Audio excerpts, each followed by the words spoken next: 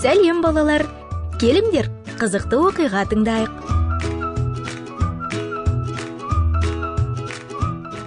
Амон патшаға қастандық жасалды. Амон есімі адал және сенімді дегенді білдіреді, бірақ ол ондай емес еді. Әсіресе ол Құдайға деген қарым-қатынаста сенімді болған жоқ. Ол ағаш пен тастан жасалған пұттарға табынды. Пұтқа табынушылық Құдайды қорлау болып табылады.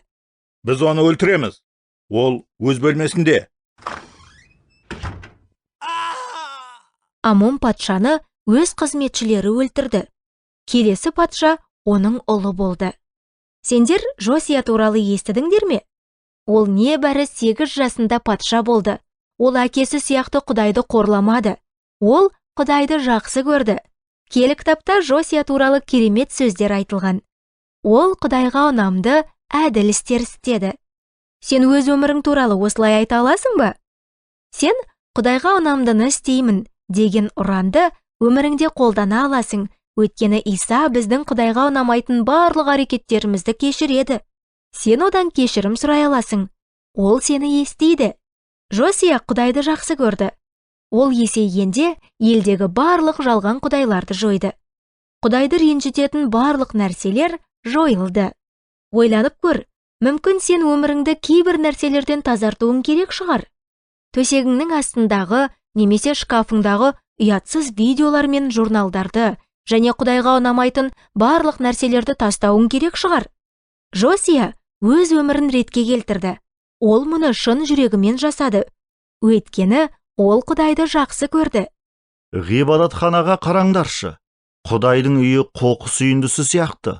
Бұл біздің Құдайымызды ренжітеді. Құрылыс материалдарын сатып алыңдар және жұмысқа кірісейік. Менің не тапқанымды қараңдар. Бұл шиыршық кітаптар ана бұрышта жатты.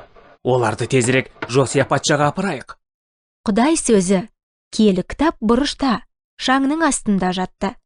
Осы арқылы Құдай олардың өмірінде бірінші орында болмағанын байқауға болады. Жосия патша, біз бұл шиыршық кітаптарды шаңның арасынан таптық. Оларды дауыстап оқы. Патша Құдайды шын жүректен сүймейтін адамдарға оның не істегенін тыңдады. Ол қатты таң қалды, сонан соң жерге отырып жылай бастады. Ол өз халқының Құдайды сонша ренжіткеніне қатты өкінді. Осы оқиғадан кейін көп ұзамай, Құдай Жосия патшаға былай деді: Мен бұл қаланы жазалаймын, бірақ сенің мені жақсы көргенің үшін саған аяушылық танытамын. Жосия патша балалар мен ересектерді жиынға жинап, оларды Құдайды сүюге және өмірлерінде оған бірінші орынды беруге шақырды. Балалар, егер сендер сол жерде болғанда, патшаның айтқанын істер едіңдер ме? Жақында кездескенше балалар, менің атым Әлия.